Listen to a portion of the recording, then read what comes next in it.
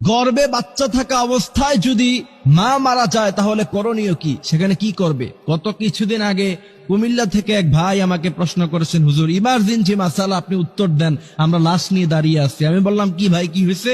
তিনি বলছেন, আমরা হসপিটালে নিয়ে গিয়েছিলাম এক অন্তঃসত্ত্বা মাকে, সেখানে নেওয়ার পরে একটু পরেই ডেলিভারি হওয়ার কথা, ডাক্তার ভুলে কি ইনজেকশন দিয়েছে, তার কারণে 1 মিনিটের মাথায় অন্তঃসত্ত্বা মা সে মুহূর্তের মধ্যেই দুনিয়া থেকে চলে গিয়েছে, বিদায় হয়ে গিয়েছে।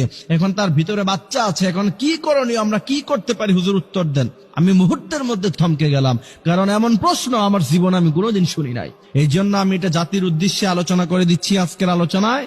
অবশ্যই আমাদের আলোচনা যারা শুনছেন, আদ-দাল্লু আলাল খায়রি কাফাইলিহি, এই হাদিসের ইস্তেদলালে আপনারা এটাকে শেয়ার করে দিবেন বেশি বেশি, যাতে করে গোটা জাতি জানতে পারে। কারণ একটি মাসালা, আপনি আমল করেন অথবা না করেন, আপনি শিখলেন, বিশ্বনবী বলছেন নফল নামাজ পড়লে যে পরিমাণ সওয়াব, সেই পরিমাণ সওয়াব আল্লাহ পাক তোমার আমল নামায় দিয়ে দিবে।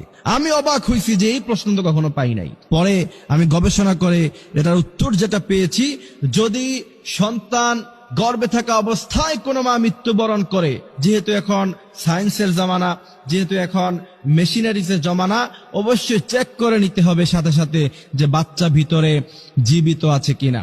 সাধারণত বাচ্চা, মা মারা গেলে বাচ্চা সাধারণত সাথে সাথে মরে যাবে। তারপরেও যদি কোনো কারণ আল্লাহ পাক তার হায়াত রাখে, সে যদি বেঁচে থাকে, অবশ্যই অপারেশনের মাধ্যমে বাচ্চাকে বের করে আনতে হবে, অবশ্যই এটা করতে হবে। আর যদি না হয় তাহলে কি করবেন? আমাকে প্রশ্ন করা হচ্ছে, হুজুর বাচ্চা যদি ভিতরে মারা যায় তাহলে কি তাকে আলাদা বের করে আলাদা জানাজা দিব, নাকি একসাথে দিয়ে ফেলবো? এখানে হচ্ছে মূলত মাসালা।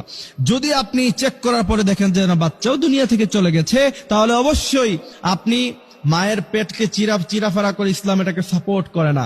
মৃত্যুর পরে পোস্টমর্টম যেটা করা হয় বর্তমানে, যদি একান্ত কোনো প্রয়োজন না পড়ে, সাধারণ কোনো কারণে পোস্টমর্টম করা, ইসলাম এটাকে জায়েজ করে নাই।